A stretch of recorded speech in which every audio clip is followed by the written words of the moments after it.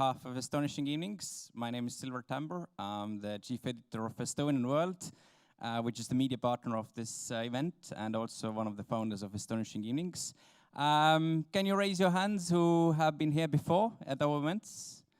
Okay, so roughly about half or over half. So those who haven't been here before, it's our 20th event actually to date already. We started in the spring of 2017 by a small team for like-minded Estonians who all lived abroad at some point in their lives. And we wanted to run events where people who have come from other countries to Estonia and Estonians could meet and mingle and also learn about each other. And people who have come from other countries could learn more about Estonia.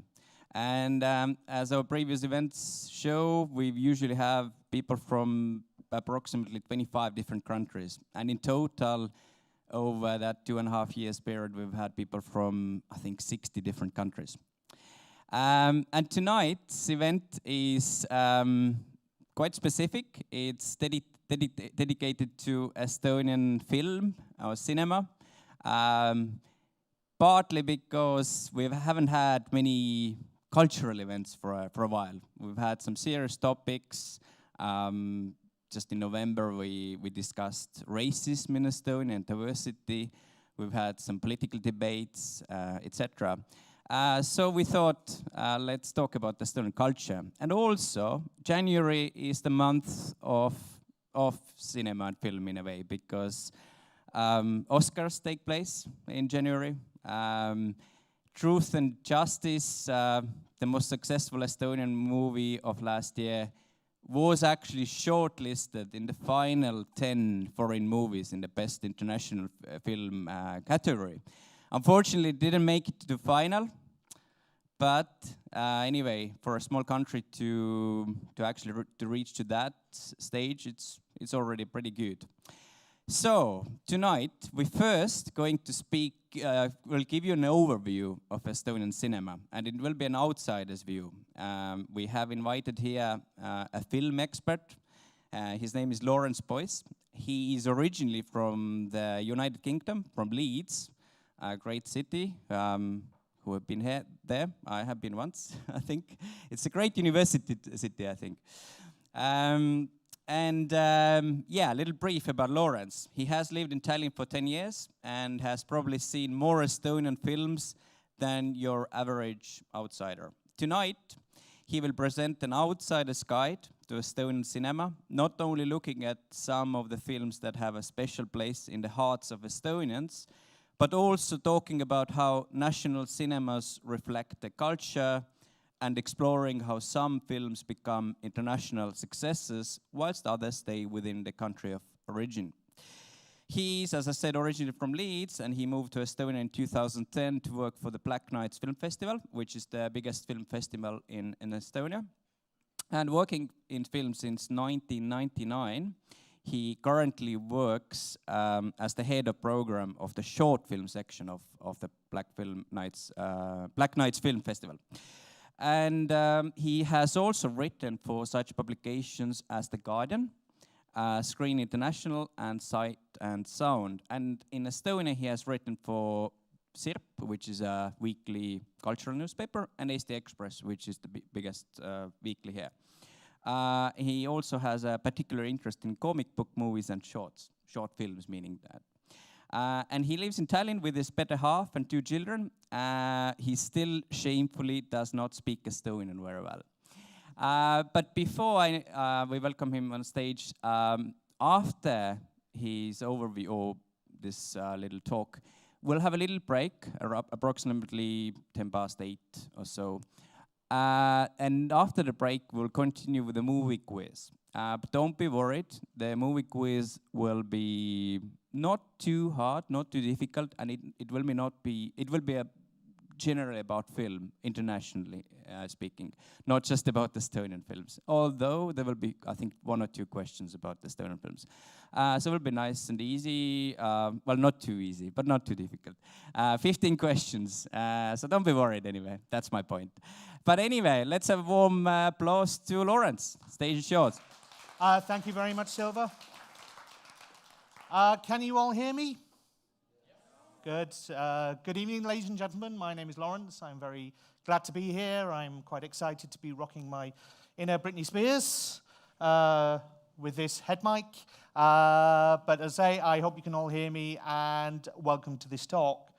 As Silver mentioned, I work for the Black Nights Film Festival, and I've lived here for 10 years now. And it's part of my job to watch films. I watch films. And I have to consider them for the festival, both feature films and short films. And it's not just part of my job just to go, that's good, that's bad. It's not just what is objectively good. I have to think about audiences. I have to think about the people who will watch these films. Sometimes I will watch a film and I will personally really like it.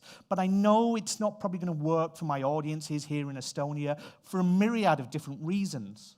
And it has always got me interested in thinking about not only how films resonate with certain audiences and what people think about films, but also, again, as alluded to, why sometimes films become internationally popular, why films resonate with people across the world. And sometimes there are films that stay within their own country, that become beloved within that country, but nobody else knows about them. And it is always really interesting about why those certain films stay within a country, and how sometimes when you watch certain films, you learn more about a country, about a culture, and about a place. How within a certain context, you learn new things. Because cinema does talk to us. Cinema does tell us certain things about the world. And whilst there is a great thing about going in sometimes and watching a film and taking it at face value, there is also sometimes things about context, about knowing certain things, about how audiences can respond to them, and how they hold them dear to their heart. Again, there are certain things about culture that do work worldwide. Now, the light's quite bright and it's hard for me to see, but as an English person, I'm just interested. Who here has heard of Ken Loach? Ken Loach. A few of you heard of the film director Ken Loach. British director, yeah? Who has seen or heard of Downton Abbey? Quite a lot of you. Has anybody ever heard of the Carry On films? About 3 people. The point I'm trying to make is that Carry On films, if you're British, they're these classic films, this classic series of saucy, rude humor that started in the early 60s. There were loads of them, and if you're British, you know Carry On films. They're on in all the holidays. They're on all the time. For you, it's a perfect part of your culture, and yet outside of the UK, nobody's really heard of it. There's another thing that I'm interested in. Does anybody, especially over Christmas, does anybody know of the thing that's on every Christmas on a year called Dinner for One? Never heard of it. When I first moved here, somebody said, oh, there's Dinner for One. And I went, what? Dinner for One. I said, never heard of it. And people are shocked when they hear that, because they think it's, well, we think it's a British thing, so surely you watch it every Christmas. And I was going, no, nobody in Britain has heard of it. And it surprises people when they hear that I haven't heard of that. And it's interesting how there are certain bits of culture that resonate, and that you get surprised by the fact that it doesn't resonate with somebody else. Today, I want to touch upon certain things. And it partly comes out of a couple of years ago at Leeds, at the Leeds International Film Festival. As mentioned, Leeds is my hometown. And I started at the Leeds Film Festival in '99. And they asked me back a couple of years ago to do a retrospective of Estonian films because of Eesti Sada, the 100-year celebrations. And I submitted a few films for the people at Leeds to watch. And they took some, but they rejected others. And it was also really interesting to see why they rejected some of the films that I gave them. This was because what I wanted to do with the retrospective was not just show those films that have done really well on the festival circuit over the past few years. I wanted to really show audiences in my original hometown of what really Estonians watched, what they responded to.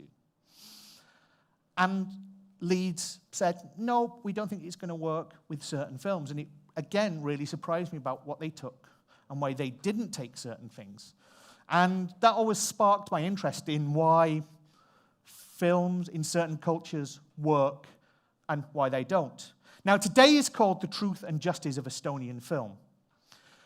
I do not and will not claim this is going to be a comprehensive overview of Estonian cinema history, because we would be here forever. So I don't know how much truth I will be telling, and I don't know if I will be doing justice to Estonian film, but I hope I will. Because I just want to pick on some certain cultural touchstones, which some of you in the audience will know very well, some of you might not. I'm not really going to touch on animation or documentary. This is not for me to dismiss them, but I think animation and documentary are in a way a whole different world, and they will be worthy of talks by themselves. There are certain films that I'm sure there are Estonians or people in the audience will go, why aren't you mentioning this? Why are you mentioning that? And all I can say is, mea culpa, I'm sorry. I am just picking a few things that as an outsider I find interesting and has helped me understand more about Estonia in the times that I've lived here.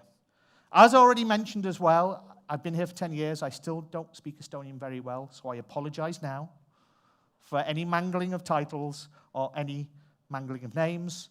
It is totally my fault. I will learn Estonian a lot better over the coming years, I promise, especially if my long-suffering partner is watching this. But Estonia does indeed have a rich culture of films, why no other than the legendary Lennart Meri himself was a filmmaker at one point. And there is, as I say, there is a great history of documentary and animation, but there is also a great history of fiction film. I'm going to start with a film from 1969, and I'd like to show a trailer of the film. Now, I apologize that some of the clips you're going to see are not going to be the best quality. It is actually hard to find clips of classic Estonian films anywhere, especially hard to find anything subtitled in English.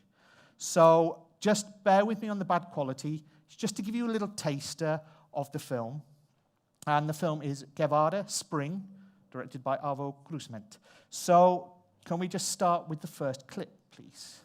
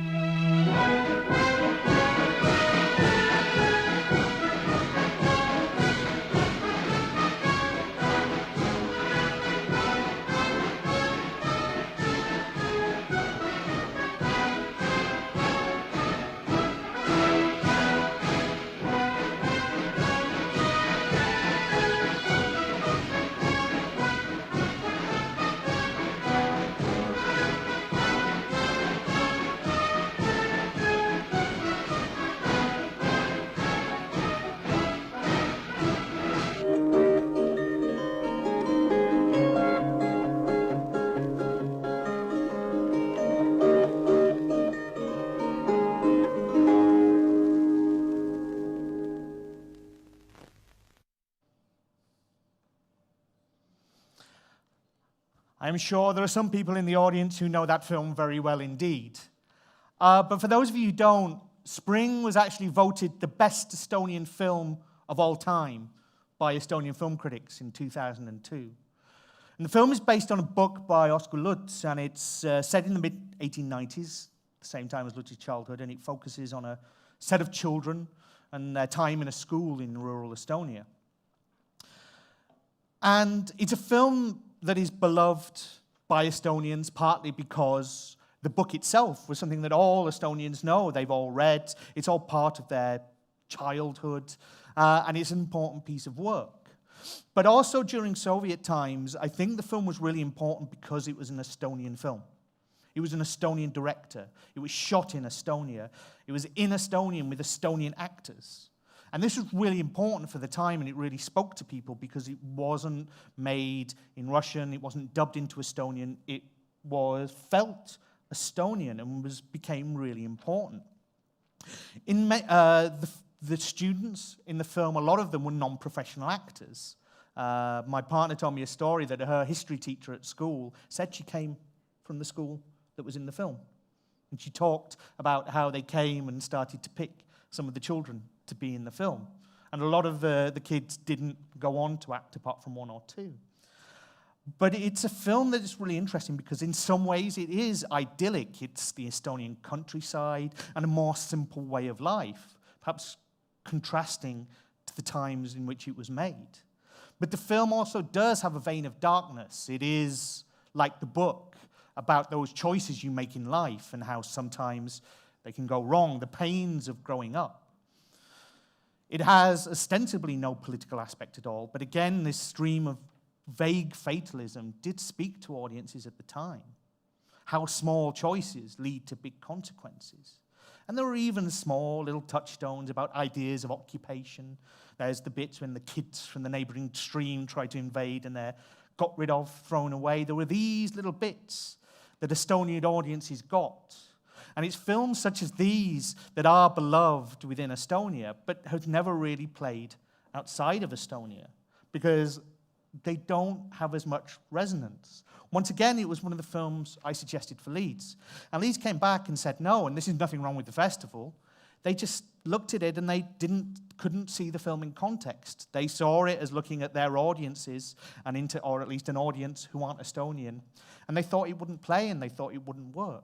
I thought it was a shame because I did really want to show this film outside of Estonia, to once again show people a film that Estonians had grown up with, revered, and lauded. But it's still, I think for me, it is a wonderful piece of work. But I always wonder if I do think it's a wonderful piece of work, because I have lived here for 10 years now, I probably get more than the average non-Estonian.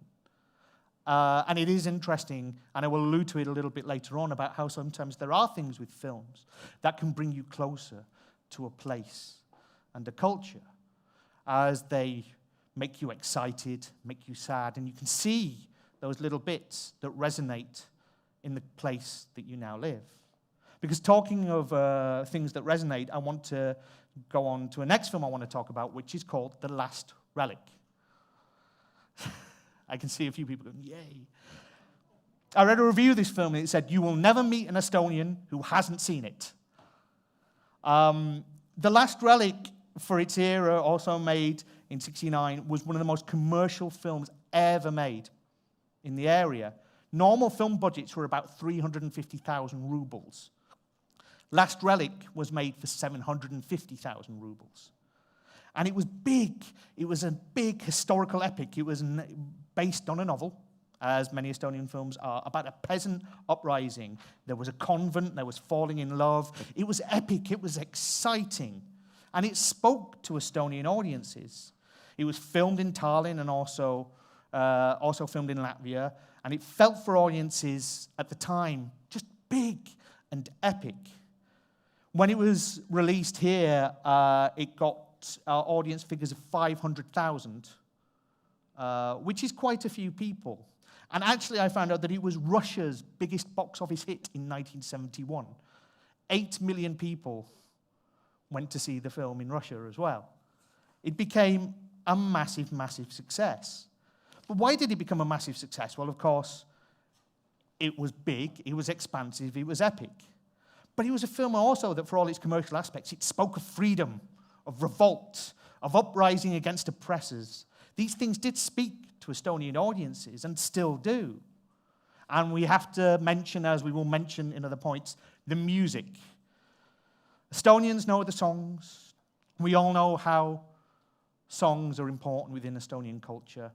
And this film is still beloved and still known from the songs alone. And I'm going to show you one of the classic songs in the film.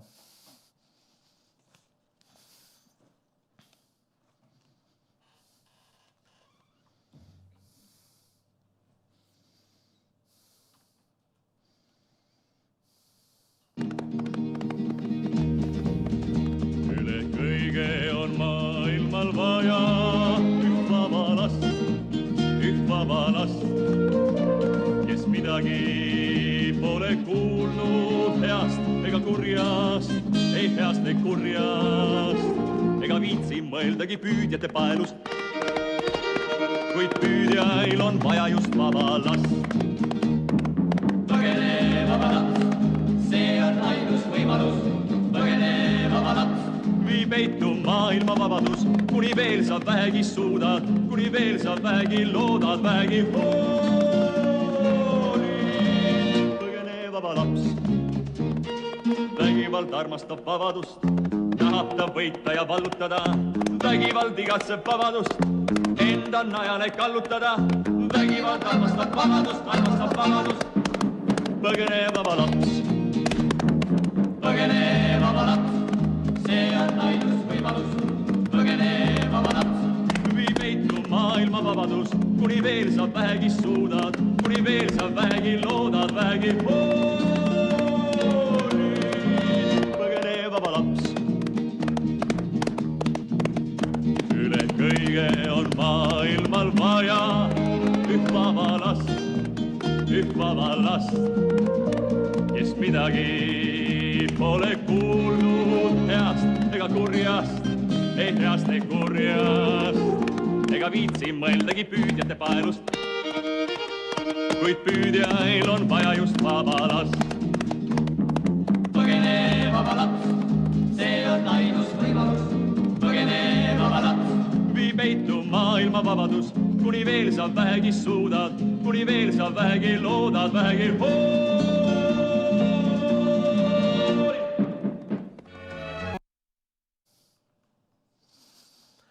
I could tell some of the Estonians in the audience because they were singing along and they were excited. But you can see from there, it's energetic, it's brave, it's different from even, it was made around the same time as Kavada, and as a beautiful film as Kavada is sort of quite rural, black and white. And this is colourful, expansive, epic and exciting. And you can think of one of the reasons why it sort of worked with Estonian audiences and indeed other people so well. But it is interesting to note that it's another film that, other people, when I tried to do retrospective, said no to. And it is because, out of context, the film could look a little bit of its age, of its time. There was a friend of mine from Estonia who said he remembered that it got digitally remastered in the early 2000s, and he went to see it at the cinema, and he couldn't help notice some of the continuity errors, the flaws in the film. But the point is that when there is a film that is beloved, that does talk to you, that does resonate, you are prepared to forgive those flaws because it means something and it's exciting and it passes down from generation to generation. Cinema, as much as any other sort of culture, whether it be literature, whether it be music, becomes beloved and can stay and still work for people, especially in a smaller country such as Estonia. These films still have a resonance and an excitement, and people still do love them. I mean, it is important to know, as I alluded to, that yes, a lot of these films were made under the auspices of the Soviet censorship. You couldn't be overtly revolutionary. There were only certain things that you could say. But Estonian audiences could find those rallying cries and find the hidden messages within films such as this. There were films that fell foul of the censors. Kallio Kisk film Madness was banned outside of Estonia because it depicted regimes and despotism going wrong. and it couldn't be shown outside of Estonia for many years. I mean, this was one of the reasons that animation from Estonia, and indeed many other Eastern European countries, could become popular, because they were often surreal and strange, and you could bury and hide messages within those films, and those people could look for those things that brought them together. They were underground in a certain way. They spoke to you. They were exciting. I'm going to move on to another Grigory Romanov film, and it's called The Dead Mountaineers Hotel. Now, The Dead Mountaineers Hotel is, personally, for me, one of my favorite Estonian films. As it was alluded to, I like my comic book films, and I like genre. I like sci-fi. And Estonia didn't really and hasn't really done genre. Though there has been form, those of you who know the legendary filmmaker Andrei Tarkovsky and Stalker. Stalker was, a lot of that was actually filmed in Tallinn. And Dead Mountaineers Hotel was based on a book by two Soviet brothers, Arkady and Boris Strugatsky. And it was perhaps less Estonian than some, because it was filmed in Kazakhstan. The lead actor was Latvian, but there were actors such as Yuri Arvet, who also appears in Tarkovsky's Solaris, which was a huge thing at the time for an Estonian actor to be in. And the film, I think, is a wonderful and really strange piece, and I'm going to show you a clip from Dead Mountaineers Hotel now.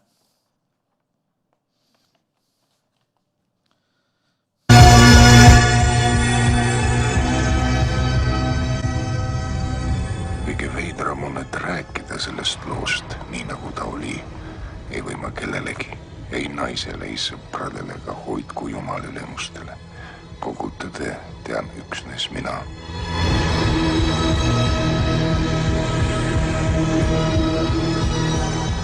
Siin on minu kauge sugulane Prüün. Tema kõrval Olav Anvarov. Tervist. Proua Muuseas, palun saage tuttavaks. Palun. Teie, härra inspektor, olete ju tõeline mees. Tehke see Olav pihuks ja põrmuks. Hoidke enda, Olav! Kohe teeb politsei teist beefsteksi. Ei ole ilus niiviisi kõrvale hoida, härra inspektor. Ma kutsun teid tantsma.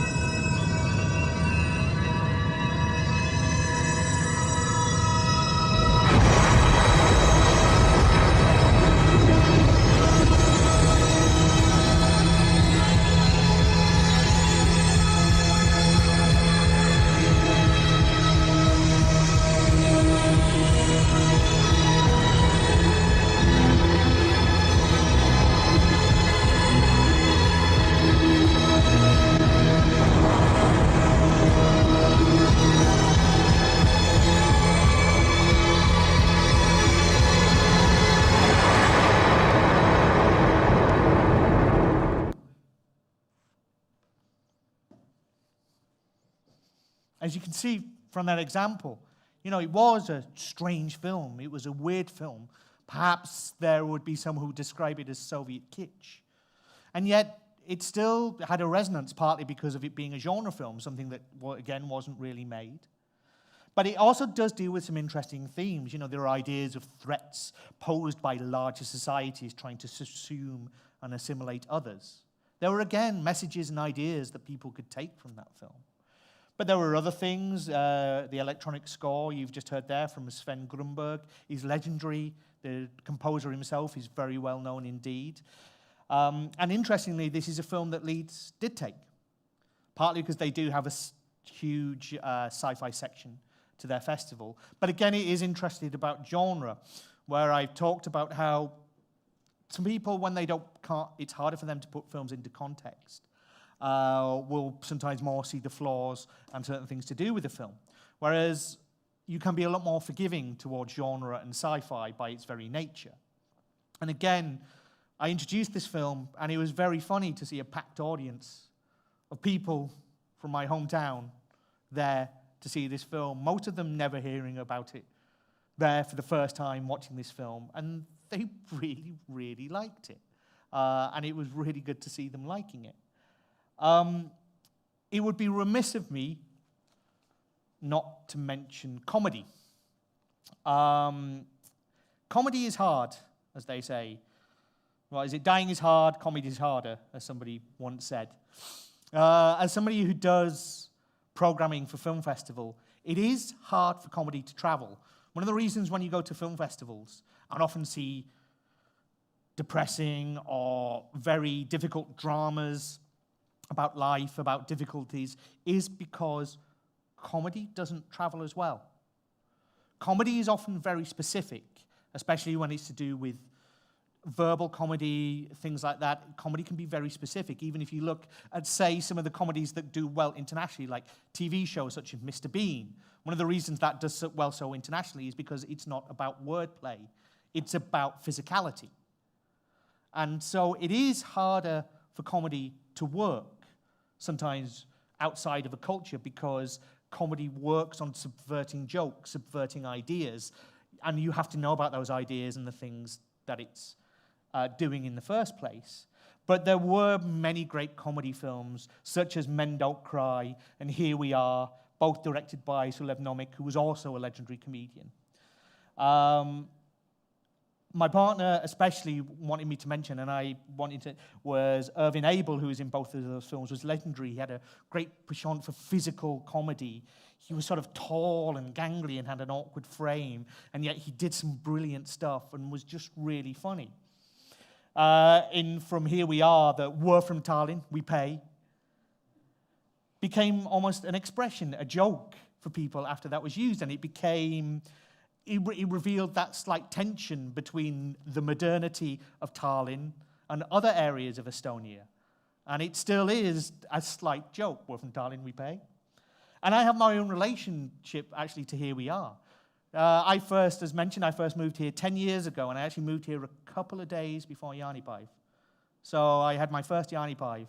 And outside, did all the bonfire, all that kind of stuff, and it was about midnight, decided to go in, and what was on television?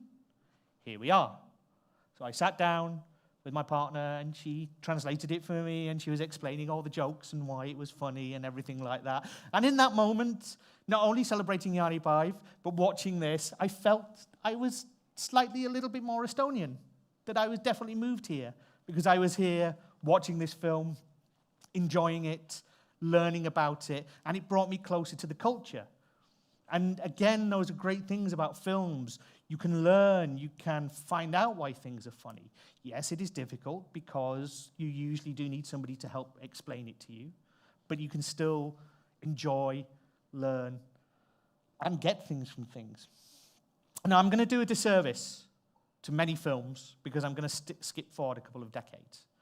So I'm just briefly going to mention a few films. I could mention many, many more, but there was like Nukitas Mees, also known as Bumpy, which is a completely insane children's film from 1981 that almost every Estonian kid knows the songs of. There was Nibernadi, the film about a Lothario who runs up and down Estonian countryside, basically bedding the female population. There was, my partner wanted to mention Lamas Alparemas Nörgas, directed by the late Lembit Ulfsak, because she said that was just my childhood film. I grew up with that, and I love it, and it was just, and you know, just as an aside, obviously Estonia does have a great tradition of making really, really good films for kids. Which is always brilliant when there are absolutely amazing films for kids. But there was also, interestingly, like Georgica, a 1998 film by Sulav Kedos, which dealt with the traumas of Estonian history. You could see films starting to deal directly with the past of Estonia, not hidden, but directly dealing with it. You have Names in Marble, which is still one of the biggest box office successes of all time in Estonia, which was a story of two brothers fighting on opposite sides during the Estonian War of Independence. That was directed by Elmo Noganan, who I'm going to mention a little bit more later. Even films such as Class, the story of a school shooting by Ilmar Raag, which is one of the first Estonian films I ever saw. Actually, funnily enough, at a festival in Portugal. Those are just some films. There are many, many more that were important over those 2 decades. But during those decades, you could see there was the era of perestroika, there was an easing of censorship controls, and films started to explore more complex issues in an overt way. But then, the time of independence, films were now free to cover more of what they wanted. But of course, the inverse war, it was independence time. Things were different. Money was scarce. It was hard to do things. You needed a film institute, you needed financing to be able to make films, and it became difficult for a while. For example, there were no Estonian feature films in the years 1996 and 2000. But things did start to change. Things were codified with the Estonian Film Foundation, later the Estonian Film Institute. And I'm going to jump forward to a film called Autumn Ball. Sugispal. What was interesting about this is that, directed by Vaiko Aumpu, it was based on a novel and focused on people living in a tower block in 80s era Estonia. And again, it was a film showing Estonia dealing overtly with the traumas of its recent past. But it was also interesting because it was selected for Venice.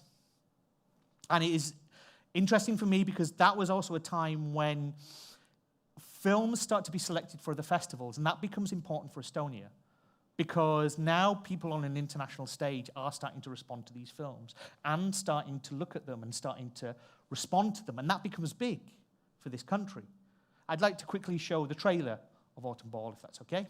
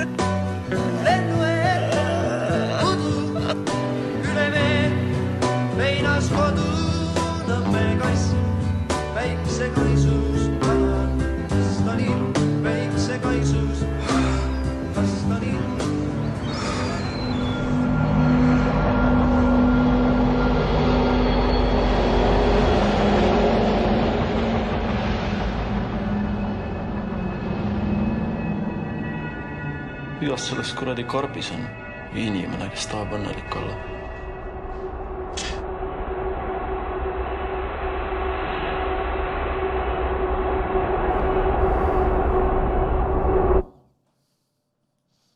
Now you can already see that this film is a lot darker and dealing with much more dark themes than other films we've seen before. This is not to say that other films in Estonian history haven't been dark and dealt with difficult themes, but in some ways, it did become a large part of especially fiction cinema. A friend of mine said, yes, it was difficult to go see an Estonian film in the 2000s because everything was depressing.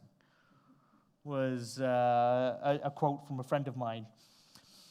It's, what again you have to remember is that there is always especially in the era when these films were being made, there is a commercial impetus now.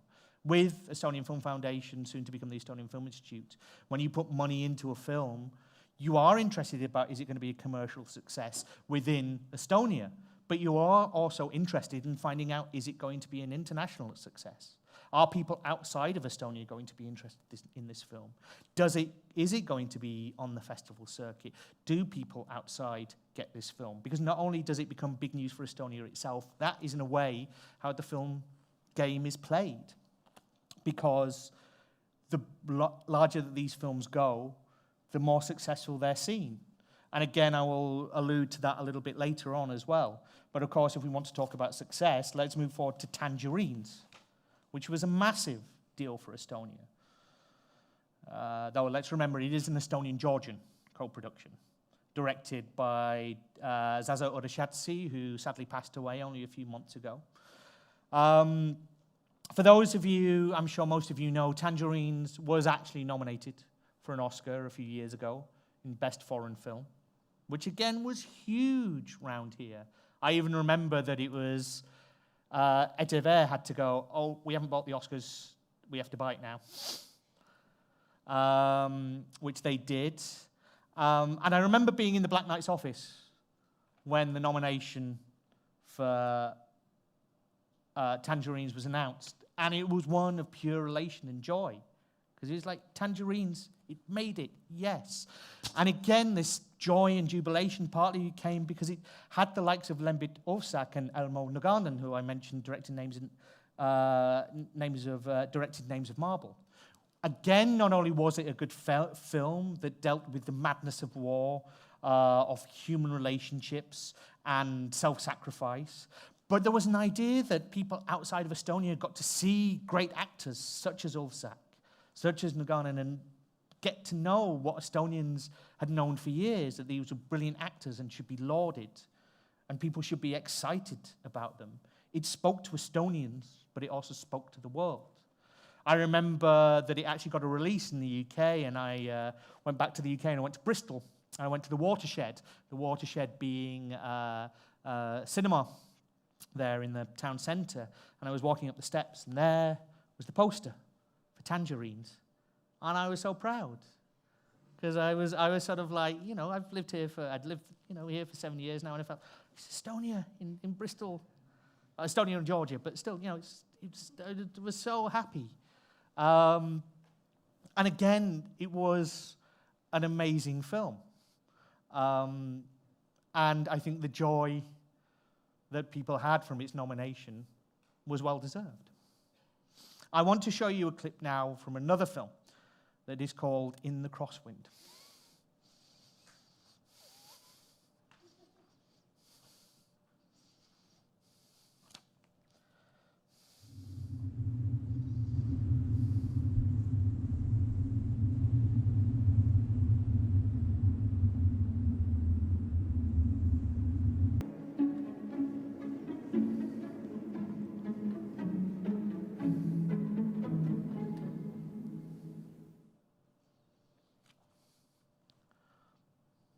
I wanted to show you a clip from that because In the Crosswind did pretty good business across the festival circuit. It was a very popular Estonian film.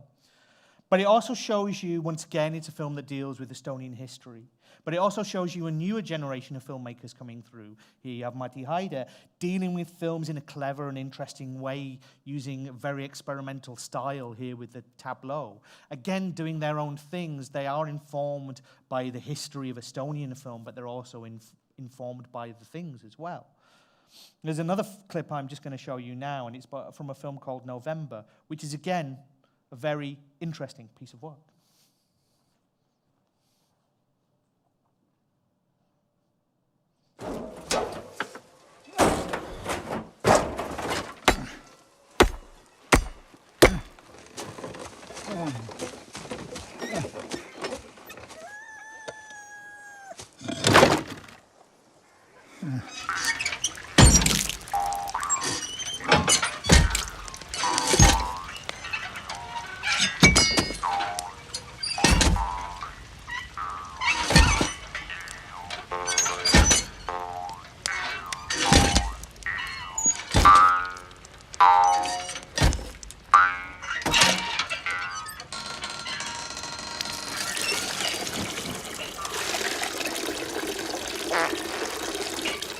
anna tööd, Sander.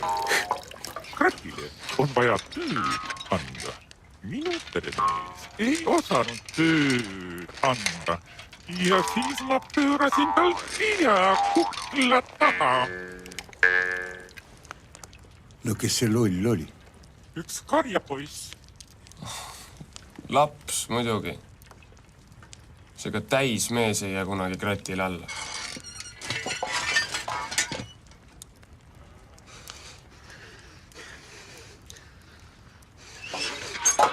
No mis sa valid? Minu nime sa küll kuskile keerata ei saa. No mina pole sind teid ja minu nime ei ole ka kuradi raamatus kirjas. Arvad, et ma sind niisama kraavist üles korjasime.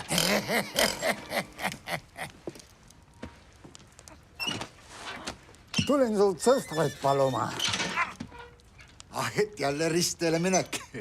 No ja noh, tead viimane kratt läks põlema. Ma olen nii vilets mees, et ei tule kratita toime.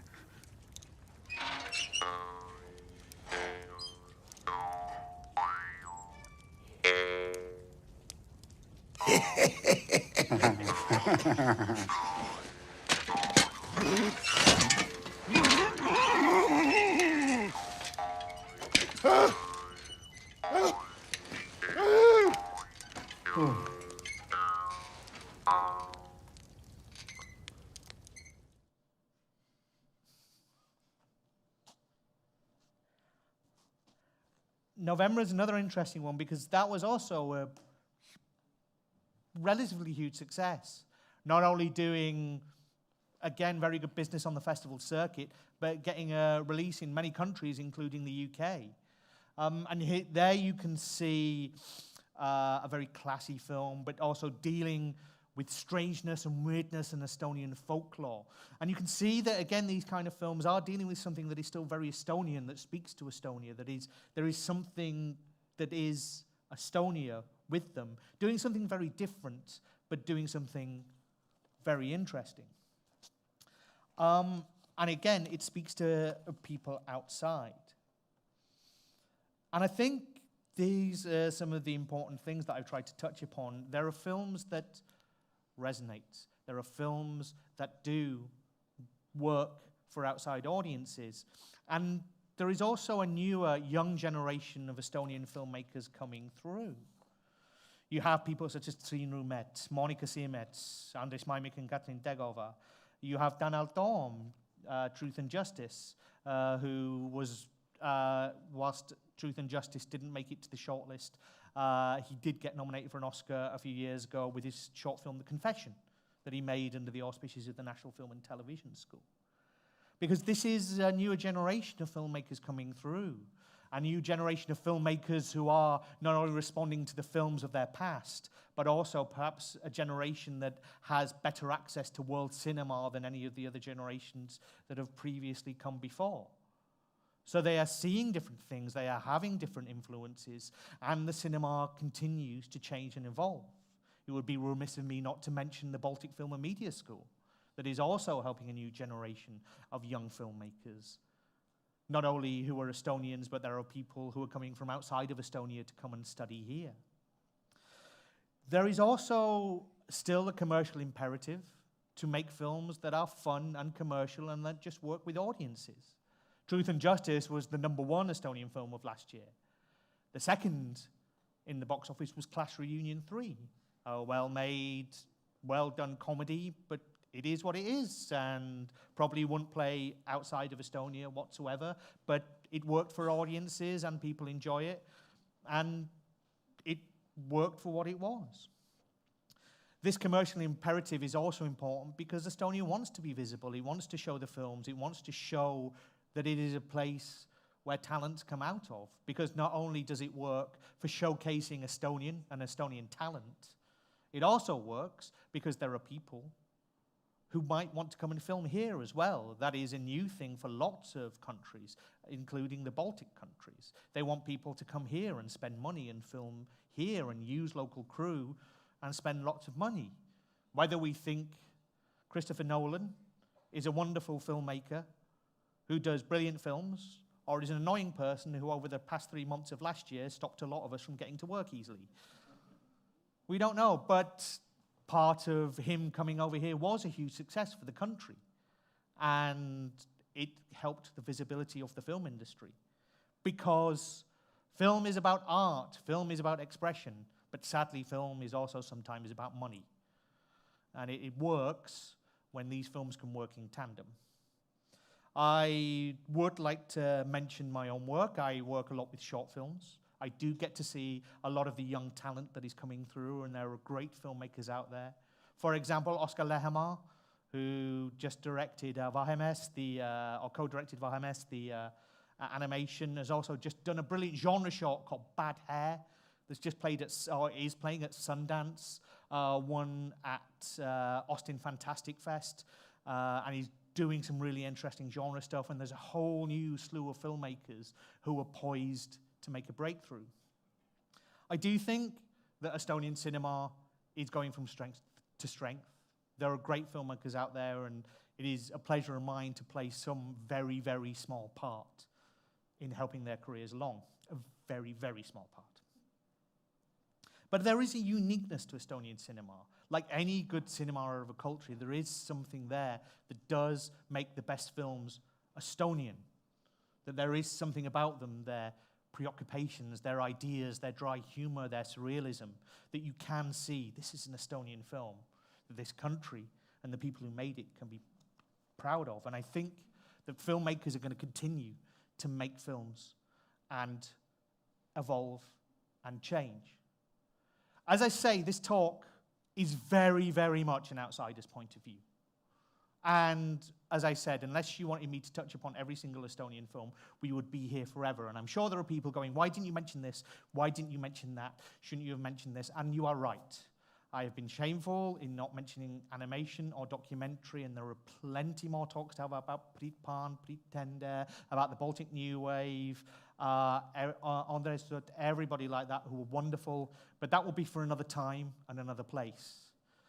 But for those of you who are Estonian, I hope you are not too offended by my thoughts about Estonian cinema, and at least agree with a few things that I've thought about. And for those of you who aren't and haven't experienced some of these films, I do suggest try and search them out. They are places to find. You can find Kavada on DVD with English subtitles, if you need English subtitles, of course. They are ways of learning more about this culture. I have learned more about this place that I've lived in for the past 10 years because I've had the pleasure of watching films and learning about them, and also watching them with my family and being part of a culture. I will never be totally Estonian, but I think these films still bring me ever so slightly closer to being a little bit Estonian. And one day, I'll know a bit more of the language. Okay, thank you very much, everybody. Do we have any questions, comments, people wanting to go, what are you talking about?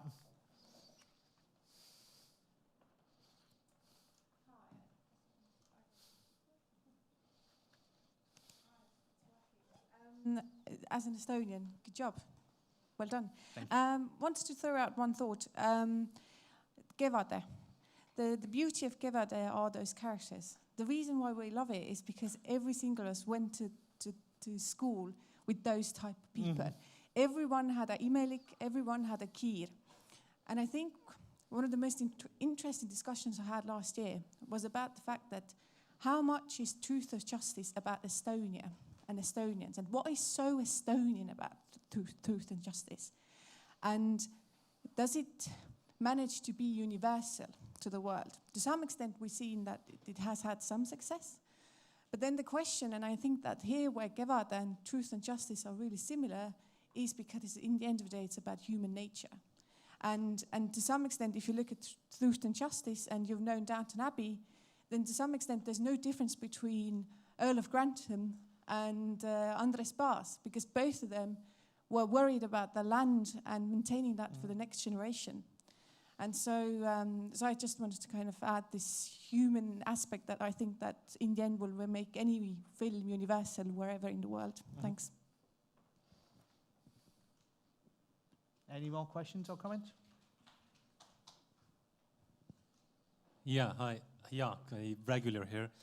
I've seen those trailers, some of them for the first time in my life, and I couldn't help notice that up until like Sugi's Pile, the trailers were in a very distinctive style, like completely something that you would not expect from a modern trailer. And I was surprised that even up until Sugi's Pile, I thought it was maybe like a Soviet or a Soviet Estonian gimmick, but apparently it wasn't not. So you've seen a bunch of trailers, hundreds, perhaps thousands. How would you think those trailers compare to anything else, other countries from 1960s, 1970s? And if you could come up with a modern trailer for those movies, what kind of storyline would you come up with? There are a few modern trailers for the likes of Kevada, but I think it reminds me of something like, if you know, like the history of Polish film posters or Polish design and Polish posters in general. If you've ever seen a Polish film poster from the 60s and the 70s, they were very abstract. They were very strange. And that was partly to do with the fact that they often didn't have material with which, they were making things up without their own head. They didn't have any reference material. But it was also partly because you didn't advertise during the Soviet time. You didn't advertise things. Trailers weren't a popular thing. You weren't advertising films. Even I think the Kevada trailer probably wasn't made for that time to advertise Kevada. Do you know what I mean? It was trailers, especially in the Soviet area, were a form of advertising. You didn't advertise. Do you know what I mean? They were often made later, especially either for a re-release or things later on. Trailers in general became very popular in America in the 50s and 60s. I've done a whole bunch on trailers before. But yeah, it was just partly to do with, one of the reasons I chose some of those so-called trailers was because it was a way of getting a clip from the film that are, to be quite frank, harder to find. And so it was just to give you a little taster. But yeah, because at the time, trailers were advertising, and you didn't advertise movies in that way. But as I say, there are a few modern trailers, a few people, you can find it online, have tried to jazz up Kevada and things like that, including even looking at the little green motion picture of America, make it look with a rock song on it. So, you can find them. People have attempted. Do we have any more questions or comments? Well, in that case, let's have a warm applause to Lawrence. Thank you very much indeed. That was great.